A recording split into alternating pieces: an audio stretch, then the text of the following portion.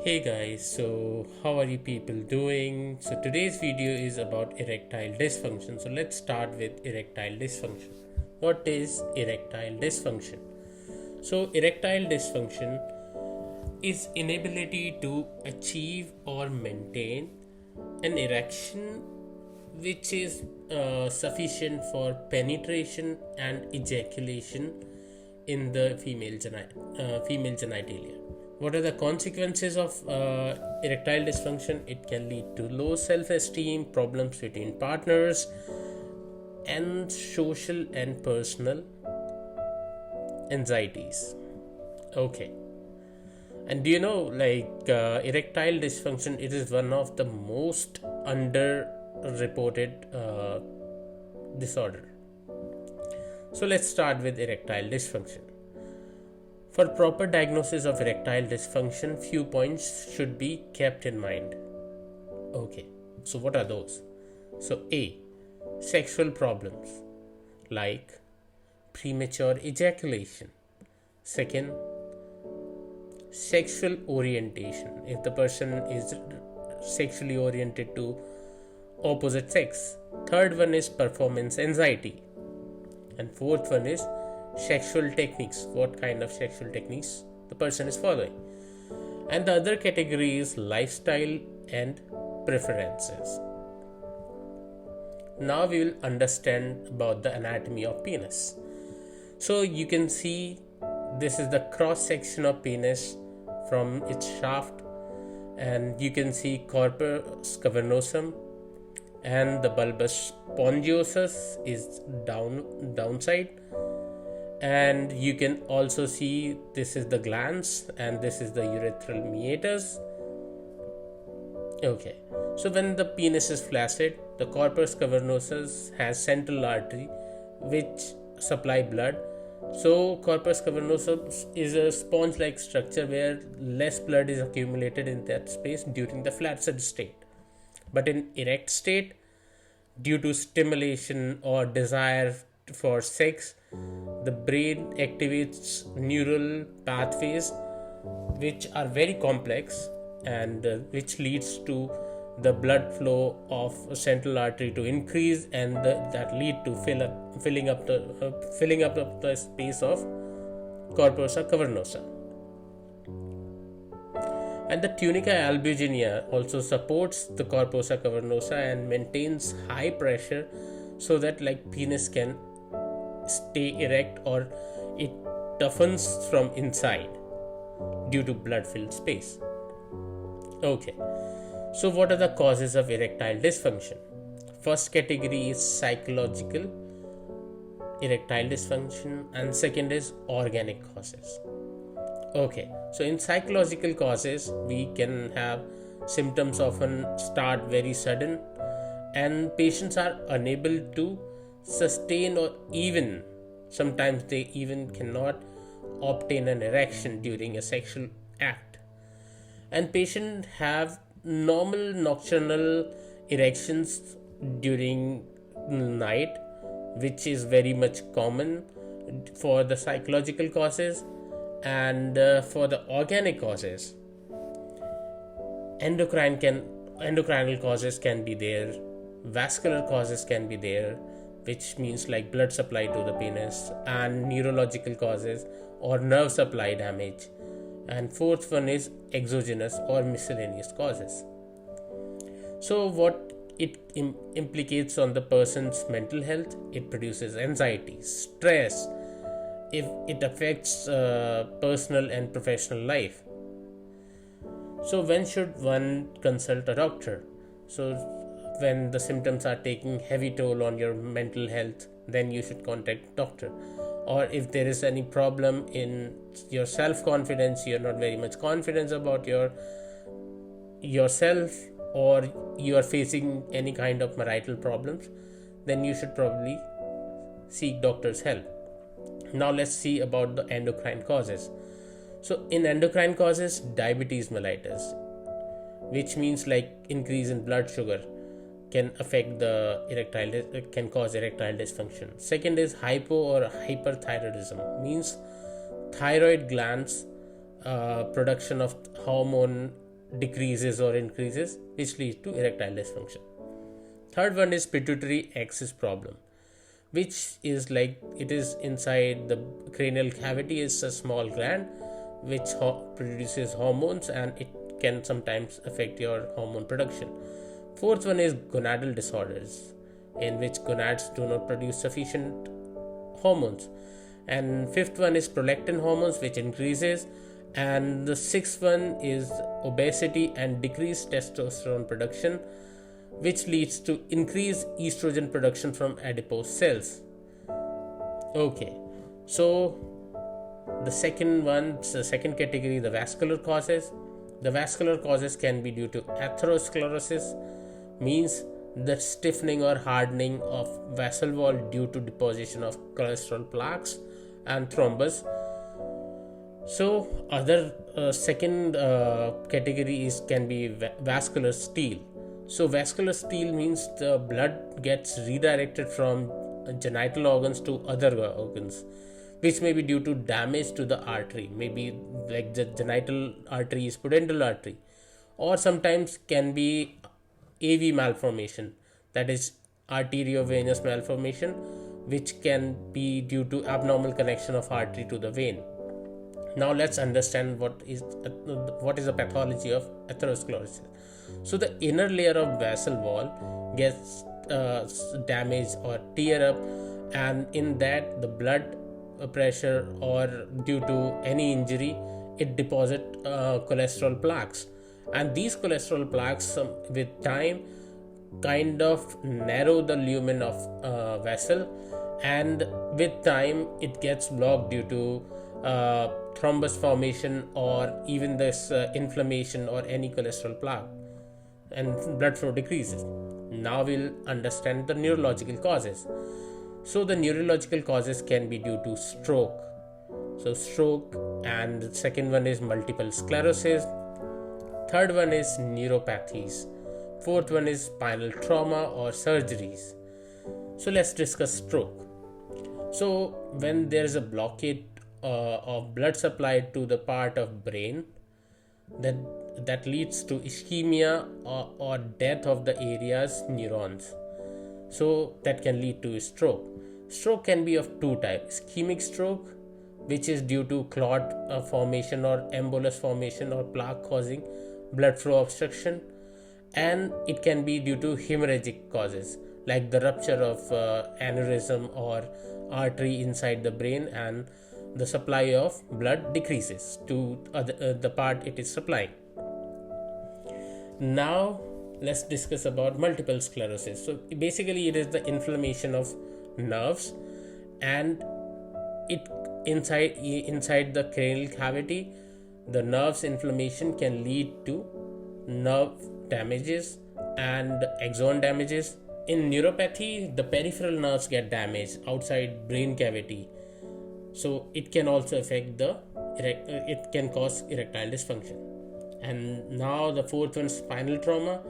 There is damage to nerves of and the spine, maybe due to accident, which may be road traffic accident, or iatrogenic damage may be due to surgical procedures.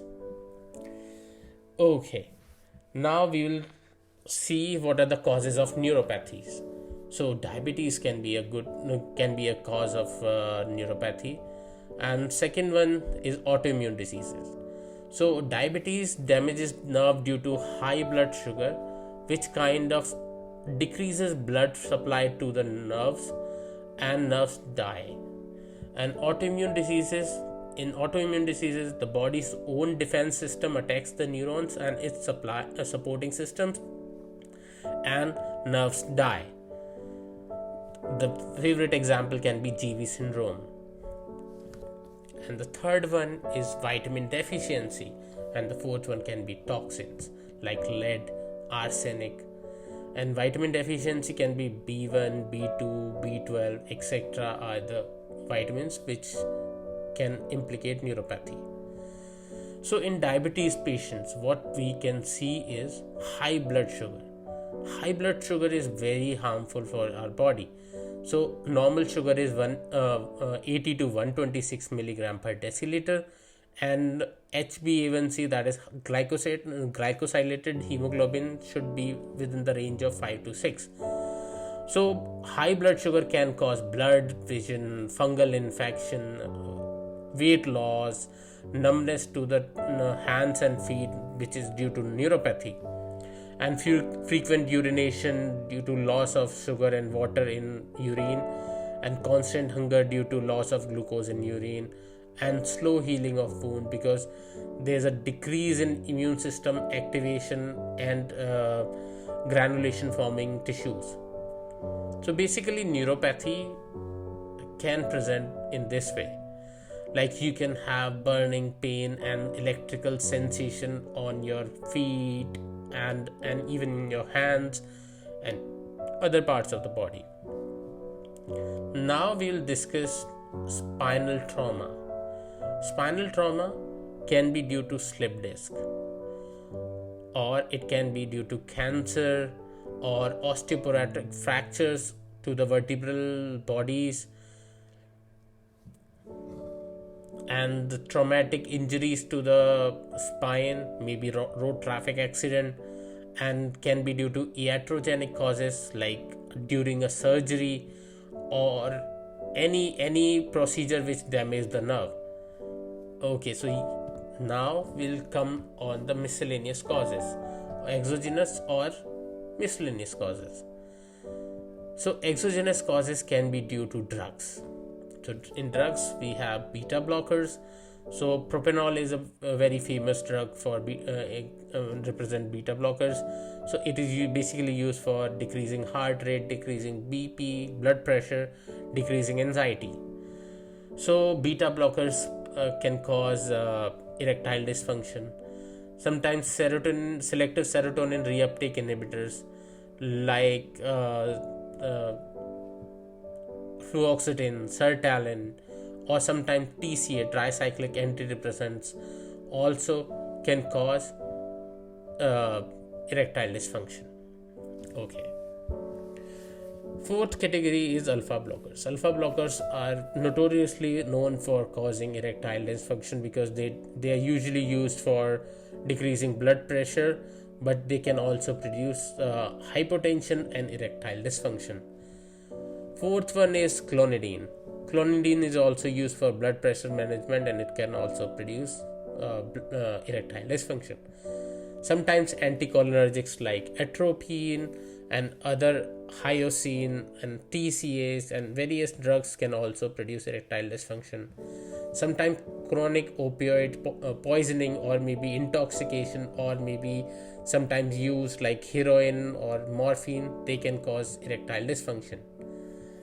Now let's discuss about a very special disease, that is Peyronie's disease, which is also a part can produce erectile dysfunction. So what is Peyronie's disease? So in Peyronie's disease, the shaft of penis can sometimes have scar tissue or fibrous plaque deposition in that, and which can cause like a forward or downward bend depending on the scar tissue's position, and that fibrous tissues cause pain during the erection. Means whenever there is an erection, this fibrous tissue cannot stretch and can cause painful erection. Now we'll discuss about history. Okay, so now in history, ask patient and his partner about erectile dysfunctions, the issues, any kind of issue patient is feeling. So in history, findings can be the finding that suggests organic cause can be a small testes, that means the hormones are not produced much.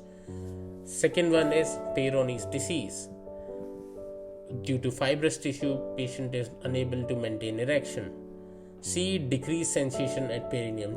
It may be due to nerve damage or neuropathies. And fourth one is peripheral vascular diseases. So peripheral vascular diseases means patient have heart problem and due to high or deranged lipid profile, there is atherosclerosis or blockage of arteries, and patient can have like the signs of blockage like bruit and rumbling sensation on arteries. So supply to the genitalia also decreases, and that can cause erectile dysfunction. For peripheral vascular disease, we can check by just checking peripheral pulses. If you are getting dorsalis feeble pulse in dorsalis pedis artery, then you can suspect peripheral vascular disease.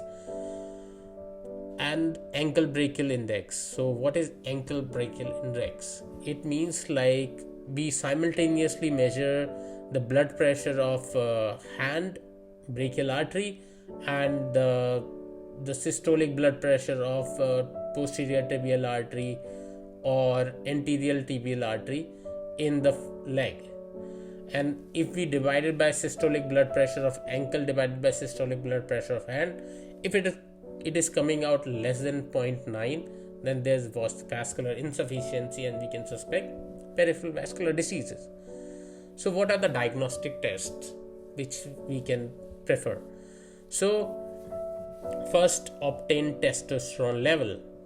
So for ruling out the hormone deficiency, we need to check serum testosterone level and serum FSH level and serum LH level. If there is low testosterone, that means the testes are failing to produce hormone.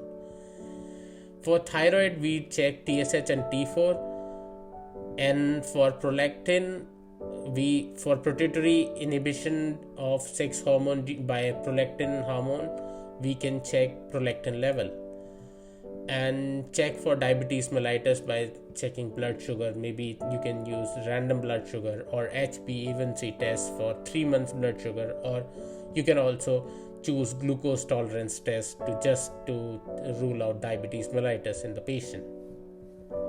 Now we'll discuss the erectile dysfunction treatment scheme. So for the hormonal deficiency, if the testosterone is low, we should start hormonal therapy. We can diagnose hormonal deficiency by some points like there's low libido, low testosterone level, and decreased nocturnal erections. Like in night, the patient is not having any erection in the night. So we can treat with hormone replacement. It may be weekly injection. That is a bit painful, and daily oral pills can also be taken. So it is easy to take daily pills, but it is less preferred because hepatic metabolism of testosterone hormone in the pill is very much extensively. So that's why we don't prefer oral tablet. We prefer subcutaneous testosterone injections. Okay. Patient can also administer these injections by himself. It is very easy, and because of hypodermic needles, you can start. The second one is psychogenic erectile dysfunction, in which patient has nocturnal erection and normal sexual desire. So in that case, we can give patient a sexual therapy, means like psychological therapy and phosphodiesterase 5 inhibitors like sildenafil. In organic vascular or neurological cases, we can try phosphodiesterase inhibitors like sildenafil and tadalafil. If there is no response, we can switch to other phosphodiesterase inhibitor, and we can also try intracavernosus or intraurethral injection of prostaglandins. Or risk factors, the erectile dysfunction patient can be assessed first for the sexual activity, and then we can carefully titrate phosphodiesterase 5 inhibitors. And if there is no improvement if you can see with the chart, like if there is no improvement, we can also seek the help of vacuum erection devices and shockwave therapy. But if all of the things fails, then we can plan for prosthesis implantation. Now we'll understand the basic mechanism of erection. Okay, so we'll understand the basic mechanism of erection. Whenever there's a stimulation to the nerves, that is cavernous nerves on penis. There's release of nitric oxide from endothelial cells and from nerves, which kind of act on the guanylate cyclase, which turns GTP into CGMP, cyclic GMP, and it acts on the protein kinases and decreases calcium in the smooth muscle cell by increasing reuptake into the endoplasmic reticulum.